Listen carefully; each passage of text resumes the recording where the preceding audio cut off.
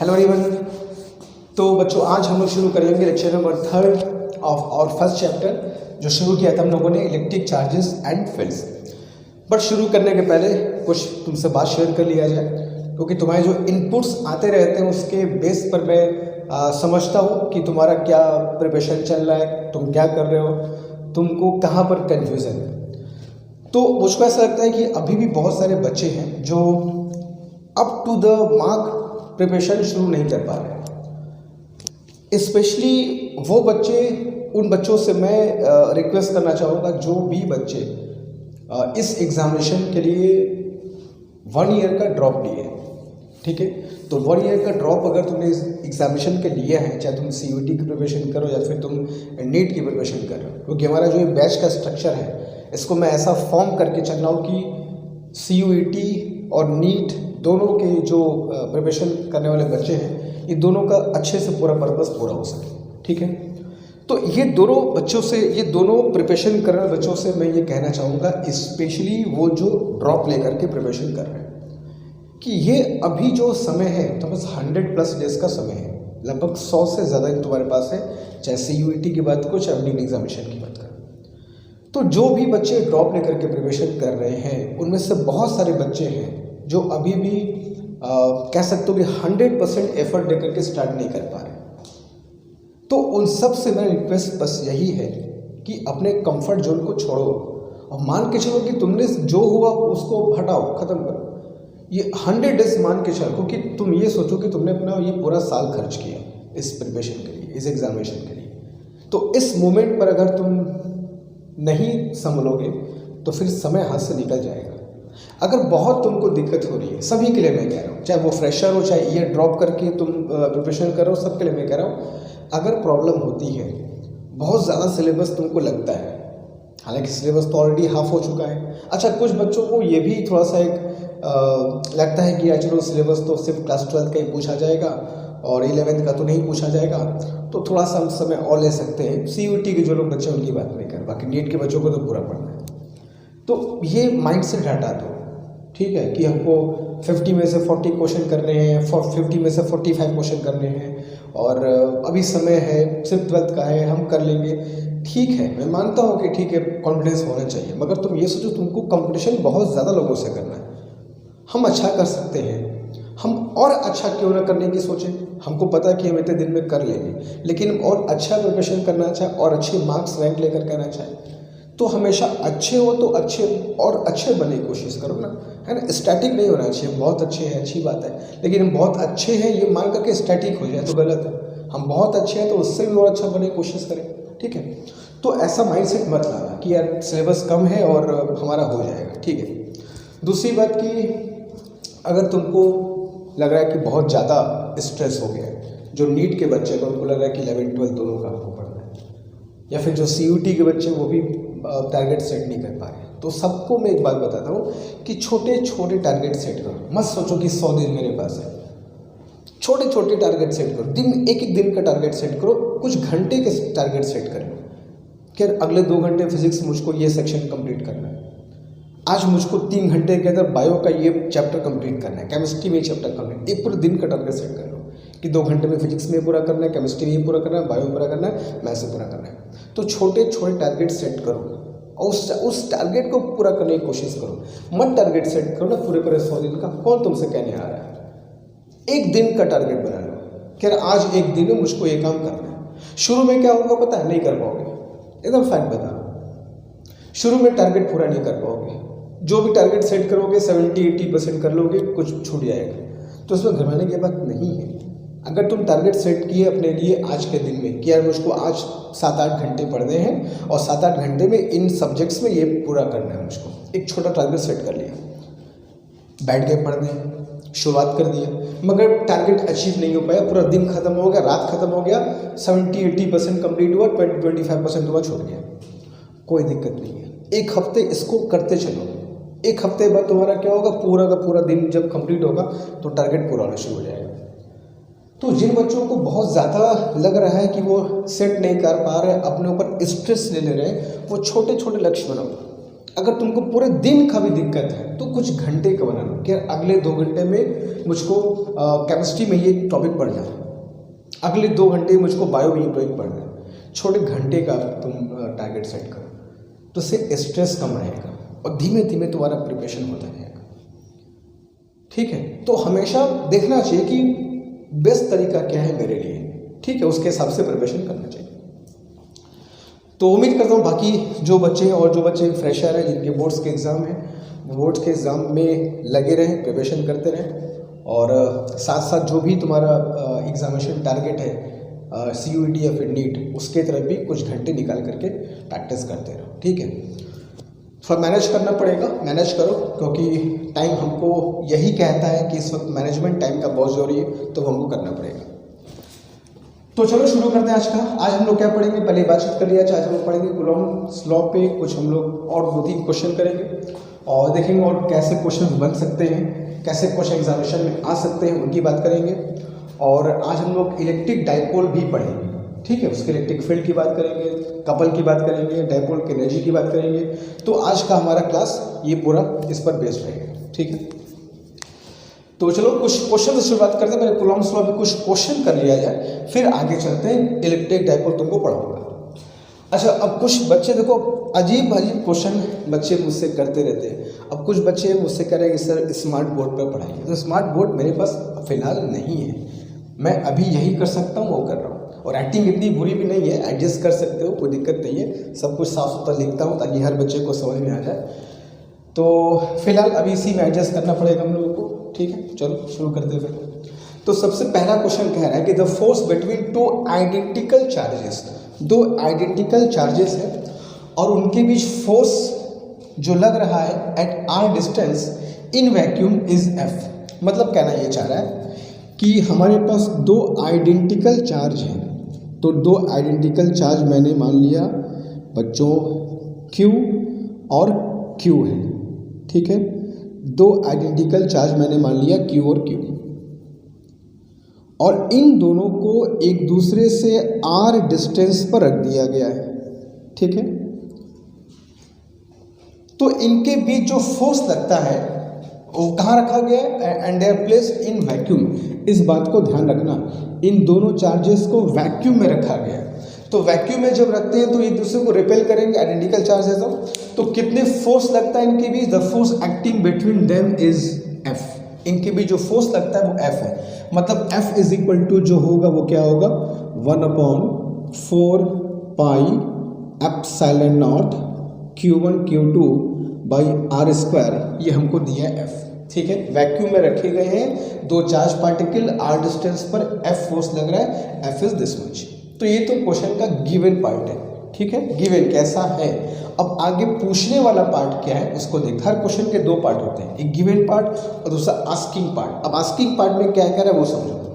कह रहा है कि now a dielectric slab है, एक डाई इलेक्ट्रिक, ठीक है, जिसका डाई इलेक्ट्रिक कांस्टेंट कितना बता रहा है 4, is inserted between the 2 charges. इन दोनों चार्जेस के बीच में एक डाई इलेक्ट्रिक स्लैब रख देना है। ठीक है, और कैसे रखना है, and it's thickness is r/2। तो जो डाई इलेक्ट्रिक स्लैब रखने की बात हो रही है उसकी थिकनेस कह रहा है r/2 होनी चाहिए। मतलब ये कह रहा है कि r/2 का मतलब यही ना होगा कि दोनों के बीच का जो आधा हिस्सा है, ठीक है, दोनों के बीच का जो आधा हिस्सा है जिसमें पूरा पूरा वैक्यूम था उसमें एक डाई इलेक्ट्रिक हमको इंट्रोड्यूस कर देना है। We have to insert a dielectric, ठीक है, जिसका डाई इलेक्ट्रिक कांस्टेंट कितना दिया जा रहा है बच्चों 4। ठीक है, क्वेश्चन को समझो क्या कह रहे हैं। पहले वैक्यूम था, अब मैंने एक डाई इलेक्ट्रिक भर दिया, लेकिन सिर्फ आधे भाग में भरा है r/2, और r/2 में अभी भी पहले की तरह वैक्यूम है।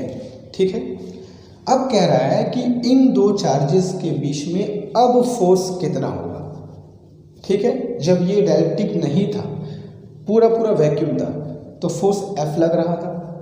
अब इसके आधे पार्ट में हमने एक डाई इलेक्ट्रिक भर दिया, आधे पार्ट है, पूरा नहीं, आधे पार्ट में अभी भी वैक्यूम है पहले की तरह। आधे पार्ट में r/2 में डाई इलेक्ट्रिक स्लैब भर दिया जिसका डाई इलेक्ट्रिक कांस्टेंट है K, दैट इज 4।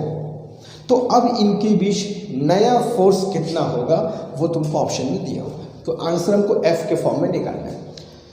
अब ऐसे क्वेश्चंस करने का एक तुमको मैं फॉर्मूला बता रहा हूँ, बहुत अच्छा सा फॉर्मूला है, बहुत शॉर्टकट फॉर्मूला है। वो फॉर्मूला कैसे आया उसको मैं ड्राइव में भी नहीं करूँगा, बट फॉर्मूला ऐसे क्वेश्चंस में होता क्या है वो तुमको समझाते हैं। ठीक है, कि जब डाइलेक्ट्रिक भर दे, वो एक पूरा नहीं पार्शियली, तो फॉर्मूला क्या होता है उसको समझो। जैसे एग्जाम्पल के तौर पे अगर मैं कहूँ कि ये दो चार्ज हैं, अभी देखो तुरंत इसका आंसर आ जाएगा। ठीक है, ये दो चार्ज हैं और इनके बीच में डिस्टेंस r है और हमने एक डाई इलेक्ट्रिक मटेरियल भर दिया है। ठीक है, मैं तुमको दो चीज़ बताता हूँ। पहले ये समझो कि अगर बीच में पूरा का पूरा डाई इलेक्ट्रिक भर देंगे तो क्या होगा। पूरा का पूरा, पार्ट वाइज नहीं, मैंने पूरा का पूरा डाई इलेक्ट्रिक भर दिया। जैसे फॉर एग्जाम्पल के तौर पे इनके बीच में वैक्यूम था और मैंने बीच के स्पेस में पूरा वाटर भर दिया। पूरा ये पूरा स्पेस मैंने वाटर से कवर कर दिया या किसी ऑयल से कवर कर दिया। तो अगर पूरा का पूरा तुम बीच का स्पेस अगर किसी मीडियम से कवर कर दोगे तो ऐसे कंडीशन में फॉर्मूला क्या होता है, F is equal to 1/4 pi epsilon naught K Q1 Q2 by R square, जहाँ K क्या होगा इस मीडियम का डाई इलेक्ट्रिक कांस्टेंट। बस शर्त ये है कि ये मीडियम पूरा भरा होना चाहिए, पार्शियली नहीं कि आधा भरा है, 1/3 भरा है, 1/4 भरा है। तो अगर पूरा मीडियम वैक्यूम के बदले कोई दूसरा मीडियम होगा, जैसे इन चार्जेस को उठा करके वैक्यूम से पानी में डाल दिया मैंने, तो बीच का मीडियम पूरा क्या हो गया, वाटर। तो ये फॉर्मूला यूज़ कर सकते हो जहाँ के क्या होगा, वाटर का डाई इलेक्ट्रिक कांस्टेंट। ये फॉर्मूला भी हम लोग को पता है, लेकिन यहाँ पर बात ऐसी नहीं है। यहाँ पर पूरा मीडियम हम लोग कवर नहीं कर रहे हैं, थोड़ा सा पार्ट कवर कर रहे हैं। तो ऐसे कंडीशन में क्या होगा, अब उसका एक फॉर्मूला देख लो। जैसे मान लो अगर मैंने ये कहा कि ये दो चार्जेस हैं, ठीक है, ये मेरे पास दो चार्ज है Q और Q और बीच की डिस्टेंस इनकी R है। ठीक है, लेकिन मैंने क्या किया, इसके इतने हिस्से को, मान लो यहाँ से यहाँ तक हिस्सा है, डिस्टेंस है, यहाँ पर मैंने एक डाई इलेक्ट्रिक मटेरियल भर दिया जिसका कांस्टेंट है मान लो K1, R1 हिस्से तक। फिर दूसरा R2 हिस्से तक मैंने कोई दूसरा डाई इलेक्ट्रिक मटेरियल भर दिया जिसका डाइलेक्ट्रिक कांस्टेंट है मान लो K2। फिर मैंने कोई तीसरा किस्म का डाई इलेक्ट्रिक मटेरियल भर दिया R3 डिस्टेंस तक, डाइलेक्ट्रिक कांस्टेंट है K3। तो इन दोनों क्वेश्चन में क्या फ़र्क है, पहले वाले में करो पूरा का पूरा में एक ही डाइलेक्ट्रिक मटेरियल है, इसमें अलग अलग डाई इलेक्ट्रिक मटेरियल हैं, कुछ दूर तक K1, कुछ दूर तक K2, कुछ दूर तक K3। तो ये तो फॉर्मूला सबको पता होता है कि जब एक ही डाइलेक्ट्रिक मटेरियल भरा होगा तो फोर्स कैसे निकालेंगे। लेकिन जब कई डाई इलेक्ट्रिक्स भरे हों छोटे छोटे पार्ट्स में, कुछ दूर तक K1, कुछ दूर तक K2, कुछ दूर तक K3, तो ऐसे कंडीशन में फोर्स का फॉर्मूला क्या होगा, बस यही कंडीशन को यहाँ पर यूज़ करना होगा। तो यहाँ पर एक फॉर्मूला हम यूज़ करते हैं, वो फॉर्मूला तुम लोग को बता रहा हूँ मैं, ध्यान से पढ़ना, बहुत important formula. F is equal to 1/4 pi epsilon naught Q square, तो ऊपर हो ही जाएगा और नीचे क्या करना होगा, यहाँ तक मटेरियल कितना भरा है K1, तो रूट K1 कर देना इंटू R1 जितने डिस्टेंस तक भरा जाएगा, प्लस दूसरा मटेरियल लेना K2 कर देना रूट में इंटू जितने डिस्टेंस तक वो भरा जाएगा, प्लस तीसरा मटेरियल रूट K3 कर देना इंटू R3 कर देना जहाँ तक वो भरा जाए। और ऐसे करते करते मान लो 3 के बाद 4, 5, 10 भी है तो सबको ऐसे जोड़ते रहना और लास्ट में सबका होल स्क्वायर कर देना। तो ये फॉर्मूला हम लोग यूज़ करेंगे, ठीक है। जैसे K1 कहाँ तक था, R1 डिस्टेंस तक था, तो root K1 into R1। K2 कहाँ तक भरा था, R2 डिस्टेंस तक भरा था, तो K2 into root K2 into R2, plus K3 कहाँ तक बना था, R3 डिस्टेंस तक बना था, तो K3 into root K3 into R3, तो root K1 R1 plus root K2 R2 plus root K3 R3 का लास्ट में क्या कर देना, होल स्क्वायर। R का स्क्वायर नहीं करना है, root K1 into R1 plus root K2 into R2 plus root K3 into R3 and so on. तो ये बहुत कम लोग को ये फॉर्मूला पता होता है, ये सब फॉर्मूला बहुत बुक्स में तुमको मिल भी जाएंगे, बहुत जगह लिखा भी होगा। ये थोड़ा फॉर्मूला तुमको समझना होगा कि इस कंडीशन में क्या करते हैं। तो ये जो तुम्हारा क्वेश्चन है ये इसी फॉर्मूले पर सॉल्व होगा। अब इस फॉर्मूले को मैं यहाँ अप्लाई करता हूँ, ठीक है। देखो फोर्स कितना आता है, एफ डैश मतलब अब नया फोर्स जो होगा वो, तो 1/4 pi epsilon naught as it is हो गया, Q1 Q2 Q स्क्वायर ऊपर हो ही गया, नीचे क्या बचोगे भरो बच्चों, रूट K1 इंटू R1, तो रूट K1 का मतलब क्या हो गया, रूट 4 और R1 जितना आधा डिस्टेंस तक भरा था तो क्या हो जाएगा बच्चों, R/2। अच्छे से भरो, देख लो फॉर्मूला, रूट K1 R1, तो रूट K1 का रूट 4 और R1 जितना डिस्टेंस तक भरा है R/2 तक भरा है तो R/2 plus root K2 into R2, ये तो वैक्यूम है, तो वैक्यूम का तो K कितना होता है 1, तो 1 इंटू कितना हो जाएगा R/2 का होल स्क्वायर, ठीक है। तो रूट K1 R1 कर दिया, root K1 R1 plus root K2 R2, तो रूट K2 वैक्यूम का K कितना होता है 1, तो 1 into R2 that is R/2, simple है।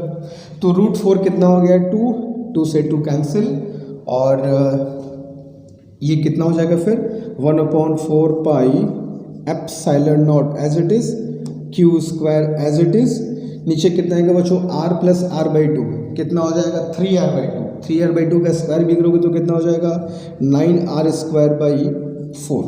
तो अगर 4 को मैं पलट दूँ तो F डैश मैं यहाँ लिख दे रहा हूँ, तो F डैश कितना हो जाएगा बताओ, 1/4 pi epsilon naught Q square by R square as it is, Q square by R square as it is, और इंटू 4 चला गया ऊपर और 9 रह गया नीचे, ठीक है। और ये जो वैल्यू है ये तो शुरुआत की वैल्यू थी, जब बीच में क्या था वैक्यूम था तब की वैल्यू थी फोर्स की, तो F डैश कितना गया बच्चों 4F/9, तो 4F/9 is your right answer, ठीक है।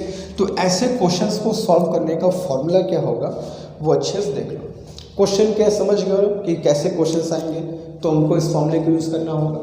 अगर दो चार्ज पार्टिकल के बीच में अलग अलग डाई इलेक्ट्रिक मटेरियल भर दिए जाए, कुछ दूर तक K1, फिर कुछ दूर तक K2, फिर कुछ दूर तक K3, अलग अलग टाइप के मटेरियल, तो ऐसे कंडीशन में ये फॉर्मूला हम लोग यूज़ करेंगे, ठीक है। और एक का एक मटेरियल हो तो सिंपल फॉर्मूला ये होता है, और वैक्यूम हो तो हम जानते हैं फॉर्मूला क्या यूज़ करते हैं, ठीक है। तो ये भी छोटा सा एक फॉर्मूला है जो कि आना चाहिए, थोड़ा डिफरेंट क्वेश्चन था। तो जल्दी इस क्वेश्चन को कर लो, इस फॉर्मूले को याद रखना, आगे चलते हैं टुवर्ड्स नेक्स्ट क्वेश्चन, जल्दी कर लो इसको।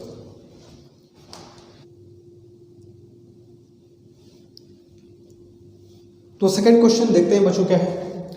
कह रहा है कि 2 पॉइंट चार्जेस हैं, 2 पॉइंट चार्ज हैं, प्लेस्ड इन वैक्यूम, इनको वैक्यूम में रख दिया गया है एट अ सर्टेन डिस्टेंस, ठीक है। चलो अभी हम लोग जो डायरेक्टरी कांस्टेंट पढ़े उसी पर एक दो क्वेश्चन कर लेते हैं ताकि समझ में आ जाए क्वेश्चंस कैसे आते हैं और हमें कैसे अप्रोच करना चाहिए। If space between the two charge, अच्छा पहले ऊपर वाले बात कर लें। 2 point charges placed in vacuum at certain distance, 2 point charges हैं और दिया नहीं है कि वो इक्वल है, तो अपने हिसाब से हम कुछ चार्जेस Q1 और Q2 मान लेते हैं, ठीक है। प्लेस्ड एट सर्टेन डिस्टेंस मान लिया, तो इनके बीच फोर्स जो लग रहा होगा अगर वैक्यूम है तो 1/4 pi epsilon not Q1 Q2 by R square, ठीक है। ये तब का फोर्स होगा उनके बीच जब उनके बीच में क्या होगा, वैक्यूम, कोई दूसरा मीडियम नहीं है, वैक्यूम है और एक सर्टेन डिस्टेंस पर रखा हुआ है। अब कह रहे हैं उनके बीच का जो स्पेस है, अब अच्छा बहुत कुछ चेंज करने को बोल रहा है। सबसे पहले जो बोला, जो बीच का स्पेस है उस बीच के स्पेस में कोई डाई इलेक्ट्रिक भर दो, कोई dielectric is filled with a dielectric, कोई इंसुलेटिंग मटेरियल, कोई इंसुलेटिंग मीडियम से भर दो। तो कोई इंसुलेटिंग मटेरियल यहाँ पर पे कोई डाई इलेक्ट्रिक पूरा पूरा भर दिया गया है, यहाँ पार्शियल बात नहीं हो रही है, स्पेस को पूरा पूरा हमने भर दिया, ठीक है। कोई भी एक डाइलेक्ट्रिक लिया, भर दिया, ठीक है। सिर्फ यही नहीं किया, और भी कुछ चेंज किया। Charges are increase to 4 times, दोनों चार्जेस को 4 गुना बढ़ा दिया, इसको भी 4 गुना कर दिया, इसको भी 4 गुना कर दिया।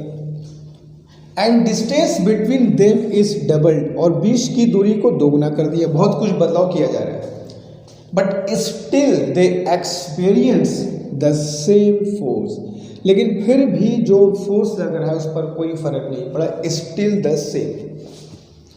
तो पूछ रहे व्हाट इज द डायरेक्ट्रिक कांस्टेंट, तो जो बदलाव किया है बदलाव कर दो, जो फोर्स आएगा उसको इसके बराबर दिखा दिया जाएगा। देखते हैं क्या होता है। तो अब मैं लिख रहा हूं बच्चों एफ डैश। एफ डैश क्या है, तो एफ डैश वो फोर्स है जो ये सब बदलाव करने के बाद आएगा। तो F dash is 1/4 pi epsilon not के उनको पूछा गया डायरेक्ट्रिक मीडियम का, डायरेक्ट्रिक कांस्टेंट मीडियम का। चार्जेस को 4 गुना कर दो, तो 4q1 इंटू 4q2, तो 4q1 इंटू 4q2, और बीच की डिस्टेंस को डबल कर दो, तो कितना बीच का डिस्टेंस r था, इसको 2 गुना कर दो, 2r का स्क्वायर। और स्टिल ये जो फोर्स आएगा वो इसके इक्वल है, क्या है कि still they experience same force. इतना तामझाम करने के बाद भी जो फोर्स लगा वो इसके बराबर ही लगा जो पहले था, तो ठीक है इसके बराबर कर दिया जाए। तो बराबर क्या हो जाएगा, 1/4 pi epsilon not q1 q2 by r square, ठीक है।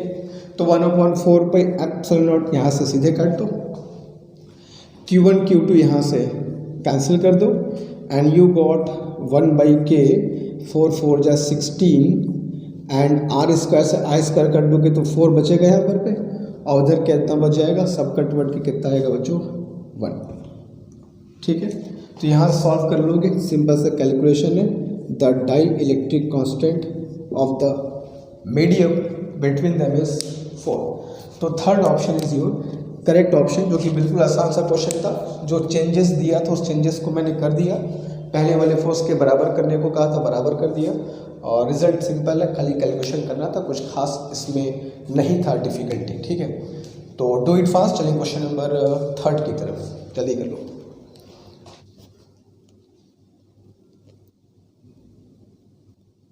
तो चलो बच्चों क्वेश्चन नंबर 3 की तरफ चलते। क्वेश्चन नंबर 3, इसके पहले वाले लेक्चर में जो क्वेश्चन लोग किए थे इक्विलिब्रियम ऑफ अ चार्ज, उससे कुछ मिलता जुलता है मगर थोड़ा सा अलग है। क्या अलग है उसको देखना। कह रहा है कि 2 पॉइंट चार्ज हैं, Q और Q दोनों सेम है, आइडेंटिकल है, ठीक है, सेम नेचर है, और d डिस्टेंस पर उनको हमें रख दिया है, ठीक है। 2 point charges Q and Q are placed at d distance, ठीक है, and a third charge capital Q, एक तीसरा चार्ज है कैपिटल Q जो दोनों को मिलाने वाले लाइन के एकदम बीच में जा करके रख देना है। तो a third charge capital Q is to be placed at the mid point of the line joining the 2 charges, रख दिया, ठीक है, दोनों को मिलाने वाले लाइन के मिड पॉइंट पर रख दिया। और कह रहा है for what value of Q, for what value of Q the entire system, पूरा जो ये चार्ज का सिस्टम है जिसमें 3 चार्ज तुम देख रहे हो, ये द सिस्टम ऑफ चार्ज, इस बात पे गौर करना, the system of charge remains at rest. ये पूरा सिस्टम का पूरा सिस्टम ऑफ चार्ज इसमें हो जाए। तो for what value of Q, Q की किस वैल्यू के लिए, Q की किस वैल्यू के लिए ये पूरा सिस्टम रेस्ट में हो जाए, पूरा सिस्टम। इसके पहले वाले क्लास में जो क्वेश्चन किए थे हम लोग, उसमें पूरे सिस्टम को रेस्ट में रखने की बात नहीं की गई थी, उसमें केवल इस थर्ड चार्ज को रेस्ट में रखना था। याद आ रहा है क्वेश्चन क्या था और ये क्वेश्चन क्या है। उस क्वेश्चन में कहा गया था थर्ड चार्ज को रखो और वो रेस्ट में रहे, वो द थर्ड वन, इन दोनों के बारे में कोई मतलब नहीं था, वो रेस्ट में होंगे नहीं होंगे फर्क नहीं पड़ता है, थर्ड वाले को रेस्ट में होना चाहिए था इसके पहले वाले क्वेश्चन में। अभी क्या कह रहा है, सिर्फ इसको नहीं, तीनों चार्ज रेस्ट में रहें, तभी कहोगे सिस्टम ऑफ चार्ज। फर्क है, दोनों में फर्क है, ठीक है। अच्छा, अगर सिर्फ इसको रेस्ट में रखना होता था थर्ड वाले को, जैसे क्वेश्चन किए थे इसके पहले लेक्चर में, तो इसकी वैल्यू क्या होना चाहिए, मैंने याद करो क्या कहा था, एनी वैल्यू ऑफ Q। बीच में अगर किसी चार्ज को तुम रखोगे तो कोई भी वो रेस्ट में रहेगा। तो अगर सिर्फ इसको रेस्ट में रखना हो तो पूछे for what value of Q, for what दोनों में अंतर समझना। मैं 2 क्वेश्चन पूछूंगा। पहला question for what value of Q it मतलब ये कैपिटल क्यू रेस्ट में रहे, तो क्या आंसर होगा सर एनी वैल्यू। 1 कॉलम रख दीजिए, 1000 कॉलम रख दीजिए, आप ही जाकर के बैठ जाइए, सब कुछ रेस्ट में रहेगा। तो सिर्फ उसको अगर रेस्ट में रखना होगा तो सिमेट्रिकल फिगर अगर है, दोनों तरफ इक्वल चार्ज है, तो बीच में कुछ भी रख दोगे सब रेस्ट में रहेगा। तो सिर्फ इसको रेस्ट में रखना होता, सिर्फ कैपिटल क्यू को, तो आंसर क्या होगा sir any value of Q you can take. लेकिन यहाँ पर सिर्फ कैपिटल क्यू की बात नहीं हो रही है, अनलाइक दोज क्वेश्चंस। यहाँ पर कह रहा है पूरा सिस्टम रेस्ट में रहे, तो पूरे सिस्टम को रेस्ट में रखने के लिए इस क्यू की कोई भी वैल्यू से काम नहीं चलता है। इस कैपिटल क्यू की 10-12 वैल्यू नहीं होती है, सिर्फ एक यूनिक वैल्यू होगी, सिर्फ एक यूनिक वैल्यू होगी जिसके लिए ये पूरा सिस्टम रेस्ट में रहता है। बस वही यूनिक वैल्यू पूछी गई है। फर्क है ना? फिर से बोलते रहो, अगर सिर्फ इसको रेस्ट में रखना होगा कैपिटल क्यू को, तो any value of Q you can take, any value you can take, any nature you can take. लेकिन अगर पूरे सिस्टम को रेस्ट में रखना होगा तो you will have a unique value of capital Q. वही तुमसे पूछा गया, for what value of capital Q, for what value of capital Q the whole system is at rest. ठीक है, तो उसके लिए क्या करेंगे? देखो ऐसे क्वेश्चन जब भी आए कि पूरे सिस्टम को रेस्ट में रखना हो तो 2-3 बात एकदम रट लो कि ऐसे ही करना होगा। जब पूरे सिस्टम को रेस्ट में रखना हो तो किसी भी कॉर्नर के चार्ज को पकड़ लेना। किसी भी कॉर्नर के चार्ज को, मैंने मान लो इस क्यू को पकड़ लिया और पूरा सिस्टम रेस्ट में है, तो इस पर भी नेट फोर्स 0 होगा, इस पर भी नेट फोर्स 0 होगा, इस पर भी नेट फोर्स 0 होगा। बीच वाले चार्ज को कहीं मत लेना। ठीक है, जब पूरे सिस्टम को रेस्ट में रखना होगा तो बीच वाले चार्ज को लेकर क्वेश्चन सॉल्व मत करना, हमेशा किनारे वाले चार्ज को उठा लेना। ऐसा क्यों बोल रहा हूँ? क्योंकि बीच वाले चार्ज को लोगे सब कन्वर्ट की 1 आ जाएगा, 1 इज इक्वल टू 1 आ जाएगा और कुछ मिलेगा नहीं। हमें कैपिटल क्यू की वैल्यू चाहिए और कैपिटल क्यू ही अगर कट जाएगा तो किसकी वैल्यू फाइंड करोगे बताओ? तो अगर तुम थर्ड वाले चार्ज को पकड़कर क्वेश्चन सॉल्व करोगे, तुम्हारे क्वेश्चन से क्यू ही गायब हो जाएगा, तो वैल्यू किसकी फाइंड करोगे? तो हमेशा कॉर्नर वाले चार्ज को लेके चलो, तो कैपिटल क्यू तुम्हारे क्वेश्चन में बना रहेगा और अंत में उसकी वैल्यू आ जाएगी। फॉर एग्जांपल तुमको किसी क्वेश्चन में एक्स फाइंड करना है और तुम्हारे कैलकुलेशन में से ही एक्स गायब हो गया, तुम फाइंड किसी वैल्यू करोगे? तो बीच वाले चार्ज को मत लेना, क्यू कैंसिल होगा, you will have nothing, 1 is equal to 1 आ जाएगा। किनारे वाले चार्ज को पकड़ लो, कैपिटल क्यू की वैल्यू आ जाएगी। क्यों किनारे वाले चार्ज को पकड़ लो? क्यों नहीं पकड़ेंगे भैया? जब पूरा सिस्टम रेस्ट में है तो ये भी जो सिस्टम का हिस्सा है, इस पर भी तो नेट फोर्स 0 होगा, तो हमेशा किनारे वाले चार्ज को पकड़ लेना चाहिए ऐसे क्वेश्चन में और उस पर नेट फोर्स 0 दिखा दो, जो पूछेगा सब आ जाएगा। जैसे अगर मैं नेचर की तुमको बात बताऊं तो ऐसे क्वेश्चंस में याद रखना, नेचर हमेशा अपोजिट होगा। अगर ये दोनों चार्ज पॉजिटिव है तो बीच वाला नेगेटिव होना चाहिए, अगर ये दोनों चार्ज नेगेटिव है तो बीच वाला पॉजिटिव होना चाहिए। अभी समझ में आएगा ऐसा क्यों बोल रहा हूँ मैं। फिलहाल अब मैं ये कहूँ कि फॉर क्यू, इस क्यू पर अगर 2 फोर्स लगे तो दोनों का सम कितना आना चाहिए? 0 होना चाहिए, नेट फोर्स 0 होना चाहिए। F1 F2 एक फोर्स ये लगाएगा, एक फोर्स ये लगाएगा, दोनों का सम इस क्यू पर 0 होना चाहिए। कर देते हैं, तो इसका फोर्स क्या होगा कि Q1 Q2 और बीच का डिस्टेंस कितना है बच्चों? r² प्लस ये कितना फोर्स लगाएगा कि Q1 Q2 और बीच का डिस्टेंस कितना है? d/2, तो d/2 मतलब कितना हो जाएगा? d² 4 इज इक्वल टू क्या हो जाएगा? 0, क्योंकि नेट फोर्स 0 होना है।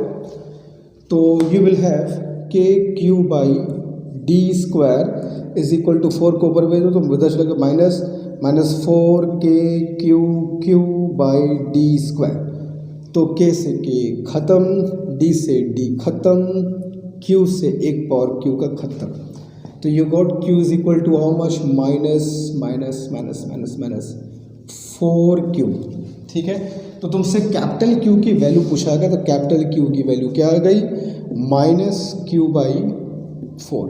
तो -q/4 ये वो वैल्यू है कैपिटल क्यू की। इसको अगर तुम रख दोगे तो entire system will be at rest. ये निगेटिव आने का मतलब पहले बता दिया मैंने कि नेचर ऑपोजिट होगा।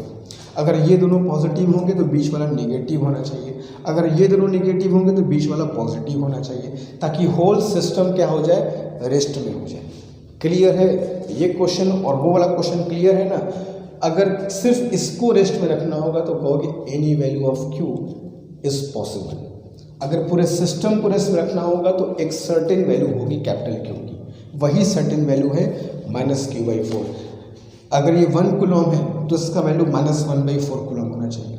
अगर ये दोनों 4 कूलम है तो ये -1 कूलम होना चाहिए। जो भी होगा इस रिलेशन को हिसाब से फाइंड कर सकते हो, ठीक है। तो this is how you do such type of questions, ठीक है। तो जल्दी से कॉपी कर लो, तो फिर तुमको मैं अभी कूलम्स लॉ पर बहुत क्वेश्चन करेंगे, लेकिन कूलम्स लॉ बहुत वास्ट टॉपिक है न्यूमेरिकल के पॉइंट ऑफ व्यू। तो हम सब कुछ छोड़ करके सिर्फ कूलम्स लॉ पे ढेर सारा क्वेश्चन रोज नहीं करा सकते। हम लोग आगे पढ़ते रहेंगे, electric field, dipole, energy, potential सब पढ़ते रहेंगे, और बीच बीच में कूलम्स लॉ के जो अलग अलग वैरायटीज़ के क्वेश्चन बनते हैं वो भी धीमे धीमे देखते चले, करते चलेंगे। एक ही दिन करेंगे तुम भी बोर हो जाओगे, सर कब से कूलम्स लॉ पढ़ा रहे हैं, ठीक है। बट ऐसा होता है, ऐसा वो करना पड़ता। अभी तो ठीक है, ऐसा नहीं कर सकते, बट धीमे धीमे करके चलेंगे, टॉपिक्स पढ़ते रहेंगे, बीच बीच में कूलम्स लॉ के जो अलग अलग वैरायटी से क्वेश्चंस होते हैं वो भी साथ साथ करते चलेंगे, ताकि हमारा कोर्स भी आगे बढ़ता चले और कूलम्स लॉ पर जितने वैरायटीज़ बन सकते हैं वो सारे वैरायटी क्वेश्चंस भी करते चले, ठीक है। तो जल्दी इस क्वेश्चन को कर लो, चलेंगे इलेक्ट्रिक डाइपोल शुरू करते हैं जल्दी।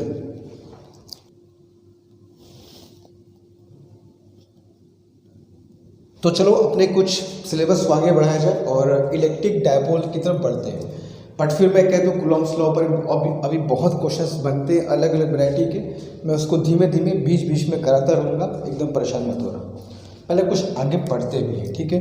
इलेक्ट्रिक डाइपोल बहुत इंपॉर्टेंट कॉन्सेप्ट है, बहुत इंपॉर्टेंट टॉपिक है, क्वेश्चन बहुत पूछे जाते हैं, CUET के लिए हो, नीट के लिए हो, जिस भी एग्जामिनेशन में हो, तुमको इस टॉपिक को अच्छे से समझना होता है और इससे क्वेश्चंस बहुत बनते हैं, ठीक है। तो फर्स्ट ऑफ ऑल देखते हैं इलेक्ट्रिक डाइपोल थ्योरेटिकली होता क्या है, ठीक है, थ्योरी के हिसाब से क्या होता है, और प्रैक्टिकली हमें ये कहाँ कब और कैसे किस रूप में मिलता है, ठीक है। तो ऐसा कहा जाता है कि जब हमारे पास 2 पॉइंट चार्जेस हों, ठीक है, मेरे पास मान लो बच्चों 2 पॉइंट चार्जेस हैं, इन दोनों पॉइंट चार्जेस का मैग्नीट्यूड सेम है, ठीक है, both of them have magnitude Q, दोनों का मैग्नीट्यूड सेम है, ठीक है। और इनका मैग्नीट्यूड तो सेम है, लेकिन दोनों का जो नेचर है वो अपोजिट है, मतलब एक है पॉजिटिव चार्ज और एक है नेगेटिव चार्ज, ठीक है। 2 पॉइंट चार्ज है, मैग्नीट्यूड दोनों का सेम है, ये भी क्यू ये भी क्यू, वो 2Q तो ये भी 3Q, वो 10Q तो ये भी 10Q, तो जो भी मैग्नीट्यूड होगा वो बराबर होना चाहिए। और नेचर अपोजिट, सेम नेचर नहीं। अगर कभी भी 2 चार्ज सेम नेचर के होंगे तो वो डाइपोल नहीं बनाते, इस बात का ध्यान रखना, नेचर अपोजिट होना चाहिए, एक प्लस दूसरा माइनस। और सबसे इम्पॉर्टेंट बात, अगर मुझसे पूछोगे तो किसी भी सिस्टम को इलेक्ट्रिक डाइपोल होने के लिए, इलेक्ट्रिक डाइपोल कहलाने के लिए जो सबसे इम्पॉर्टेंट बात जो है वो है उनके बीच की डिस्टेंस। इनके बीच की डिस्टेंस क्या हो तभी उसके हिसाब से तुम दोनों चार्जेस को एक सिस्टम मान सकते हो, वरना +Q चार्ज तो कहीं भी होगा, -Q चार्ज तो कहीं भी होगा, उनको तुम एक डाइपोल यू कैन कंसिडर। तो इनके बीच का जो डिस्टेंस है वो बहुत छोटा होना चाहिए, बहुत कम, स्मॉल। तो जब 2 इक्वल मैग्नीट्यूड वाले चार्ज पार्टिकल जिनका नेचर अपोजिट हो, ध्यान से सुनना, सबसे पहली बात मैग्नीट्यूड, 3 बातों को ध्यान रखना, मैग्नीट्यूड सेम होना चाहिए, नेचर अपोजिट होना चाहिए, एंड उनके बीच का जो डिस्टेंस है वो काफ़ी कम होना चाहिए, ताकि वो एक दूसरे को अफेक्ट कर सके। एक +Q चार्ज कहीं है, एक -Q चार्ज कहीं ना कहीं होगा ही, बट अगर वो एक दूसरे के साथ इंटरेक्ट नहीं कर रहे हैं तो how will they form a dipole. तो बीच का डिस्टेंस बहुत छोटा होना चाहिए। लेकिन हम लोग बेटा फिजिक्स पढ़ रहे हैं, फिजिक्स में हम लोग कभी भी ऐसे नहीं कह सकते कि छोटा बड़ा, हमेशा किसी कंपैरिजन में कहा जाता है। तो अगर मुझसे मैं बोलूँ कि बीच का डिस्टेंस छोटा होना चाहिए, अब छोटा वैल्यू क्या होता है बताओ, फिजिक्स में क्या छोटा है क्या बड़ा है, हमेशा कंपैरिजन में बात की जाती है। तो जब मैं तुमसे कहता हूँ कि बीच का डिस्टेंस छोटा होना चाहिए तो मन में तुरंत एक प्रश्न होना चाहिए, सर कितना छोटा? आखिर किस वैल्यू को आप कहना चाह रहे हैं छोटा? हमारे लिए छोटा कुछ और है, किसी छोटा कुछ और होगा। तो सिर्फ इतना कहने से काम नहीं बनेगा। तो इसलिए मैंने बोला कि थ्योरेटिकली डेफिनेशन बताऊंगा, प्रैक्टिकली बताऊंगा होता क्या है। तो अगर तुमसे कोई पूछे या फॉरगेट अबाउट कोई पूछे, मन में ख्याल है खुद से, ठीक है, कि कितना छोटा बीच का डिस्टेंस, तो एक प्रैक्टिकली बात अगर तुमको बताऊं तो बीच का डिस्टेंस एक डाइपोल होने के लिए एक्चुअली होता क्या पता है? ये इलेक्ट्रिक डाइपोल वगैरह हम लोग बनाते नहीं हैं कि प्लस क्यू वहाँ से लेकर के आया, माइनस क्यू वहाँ से लेकर के आया और अब दिया डाइपोल बन गया, ऐसा नहीं करते। इन जनरल हमको नेचर में डाइपोल बने बनाए मिलते हैं। कहाँ मिलते हैं? मॉलिक्यूल्स में, एटम्स में। तो जब किसी तुम कंपाउंड में जाओगे तो जो मॉलिक्यूल्स होते हैं, एटम्स होते हैं, उनके बीच डाइपोल का फॉर्मेशन होता है। एक तुम्हारा एटम पॉजिटिवली चार्ज हो गया, एक तुम्हारा नेगेटिवली चार्ज हो गया, और भी आप सोच सकते हो कि एक मॉलिक्यूल के बीच में दो एटम के बीच डिस्टेंस कितना होता है। तो अगर तुमसे कोई पूछे भाई बीच का डिस्टेंस कितना छोटा, आपने बोला छोटा, पर कितना छोटा, तो सिंपली यू कैन इमेजिन कि एक मॉलिक्यूल के अंदर, बहुत ध्यान से बात समझना, एक मॉलिक्यूल के अंदर जो एटम्स के बीच का डिस्टेंस जितना छोटा होता है, that is the ideal distance for 2 point charges to form an electric dipole. Clear है? किसी मॉलिक्यूल के अंदर दो एटम के बीच जितनी डिस्टेंस होती है वो एक आइडियल डिस्टेंस है एक सिस्टम को डाइपोल कहलाने के लिए। तो ये डाइपोल्स हमको मॉलिक्यूल्स के अंदर मिलते हैं, एटम्स के बीच मिलते हैं, हम बनाते नहीं हैं। इतने छोटे छोटे डिस्टेंस पर ये बने बनाए मिलते हैं। मॉलिक्यूल्स गेट पोलराइज्ड, तुम केमिस्ट्री में पढ़ते भी हो, ठीक है, कि अब पोलर मॉलिक्यूल्स क्या होते हैं, नॉन पोलर मॉलिक्यूल्स क्या होते हैं, यही पूरा कॉन्सेप्ट है, ठीक है। तो that distance should be as small as the distance between two atoms in a molecule. तो ये हमको मॉलिक्यूल्स में बने बनाए मिलते हैं, हम बनाते नहीं हैं। तो अब उनके बीच डिस्टेंस कितनी छोटी, you can just imagine. Ideal distance देखो, आइडियल डाइपोल का फॉर्मेशन वहीं पर होता है। बनाने को तो हम बना भी सकते हैं, मगर जो वहाँ पर बना बनाया मिलता है, हमने देखा, ऑब्जर्व किया, फिर वहाँ से डाइपोल का कॉन्सेप्ट निकला। हमने बना के थोड़ी चेक किया, हमने देखा कि नेचर में एग्जिस्ट कर रहा है, मॉलिक्यूल्स के अंदर ये एग्जिस्ट कर रहा है, तो दिया कि चलो भाई एक सिस्टम हम लोग डिफाइन करते हैं इलेक्ट्रिक डाइपोल। तो फर्स्ट यू सी इट कि भाई ऐसी कोई चीज़ है, फिर तुम उसके बारे में सोचते हो and you develop some theory about that, ठीक है। जैसे एग्जांपल के तो मैं तुमको अगर बताऊं, हालांकि इस एग्जांपल बहुत ज़रूरी नहीं, मगर किसी बच्चे को अगर मन में कोई शंका उसको दूर करना मेरा फर्ज बनता है। मान लो HCl मॉलिक्यूल है, वी ऑल नो दैट। तो HCl मॉलिक्यूल में क्या होता है, जो शेयरिंग के इलेक्ट्रॉन्स हैं, जिससे कि कोवेलेंट बॉन्ड बनता है, वो शेयरिंग के electron as per the theory वो बीच में होने चाहिए, हाइड्रोजन और क्लोरीन के बीच में होने चाहिए, मगर ऐसा हो नहीं पाता है क्योंकि जो क्लोरीन है उसकी इलेक्ट्रोनेगेटिविटी ज़्यादा होती है, इनफैक्ट हाइड्रोजन का से बहुत ज़्यादा होती है, ठीक है। अब इलेक्ट्रोनेगेटिविटी क्या होता है, तुम सब केमिस्ट्री के मास्टर हो, सबको पता होगा, इलेक्ट्रॉन को खींचने की जो capacity, that is called electronegativity. तो इलेक्ट्रोनेगेटिविटी क्लोरीन की बहुत ज़्यादा है, तो ये इलेक्ट्रॉन को खींचता है अपनी तरफ। तो अपनी तरफ जब खींचेगा तो ये क्लोरीन की तरफ इलेक्ट्रॉन जाएंगे, तो क्लोरीन पर हल्का सा क्या आएगा, नेगेटिव चार्ज, इसको बोलते हो पार्शियल नेगेटिव, और हाइड्रोजन पे क्या आएगा, एक हल्का सा पार्शियल पॉजिटिव चार्ज। तो HCl मॉलिक्यूल में अगर तुम देखोगे बेटा, तो दो चार्जेस तुमको बहुत स्मॉल डिस्टेंस पर मिलेंगे। हाइड्रोजन हल्का सा क्या होगा, पॉजिटिवली चार्ज, और क्लोरीन हल्का सा क्या हो जाएगा, नेगेटिवली चार्ज, जिसको बोलते हो पार्शियल चार्ज। तो अब ये देखो प्लस माइनस है, इक्वल चार्ज है, अपोजिट नेचर है, और मोर इम्पॉर्टेंटली बीच की डिस्टेंस बेहद छोटी है। तो ये जो पूरा सिस्टम है, इस सिस्टम में तुम प्लस और माइनस को अलग अलग कंसीडर न करके एक साथ कंसीडर कर लो, तब वो कहलाएगा इलेक्ट्रिक डाइपोल। लेकिन जब ये डिस्टेंस बहुत ज़्यादा होगी, बहुत ज़्यादा, तब किस आधार पे तुम इसको एक सिस्टम मान सकते हो, बताओ। तो डिस्टेंस बहुत इंपॉर्टेंट है for a system to be called a dipole, ठीक है। तो वो डिस्टेंस छोटी हमको कहाँ मिल सकती है, मॉलिक्यूल्स में मिल सकती है, एटम्स के बीच मिल सकती है। तो एक छोटा सा एक कॉन्सेप्ट है जो एकदम क्लियर होना चाहिए बच्चों के बीच कि भाई डाइपोल होते क्या हैं, वो फॉर्म कहाँ होते हैं, क्या हम फॉर्म करते हैं कि नेचर में बने बनाए मिलते हैं? तो ये बने बनाए मिलते हैं हमको, ठीक है, मॉलिक्यूल्स के अंदर, कंपाउंड में। फिर उसको देख करके भी डेवलप थ्योरी कि भाई चलो भाई एक सिस्टम को डिफाइन कर दो, इलेक्ट्रिक डाइपोल। क्यों डिफाइन कर दो? क्योंकि इनके बीच की डिस्टेंस इतनी छोटी है कि it is nonsense to consider this two as a separate. ये प्लस मास इतने पास है कि इनको अलग अलग कंसीडर करना नॉनसेंस होगा। Let us combine them and call them a dipole. तो ये थ्योरी होती है जो तुमको समझना पड़ेगा डाइपोल के पीछे, ठीक है। तो जो हम कहानी बनाते हैं फिजिक्स में वो ऐसे नहीं बनता कि बस जो मन में आया बस बना दिया।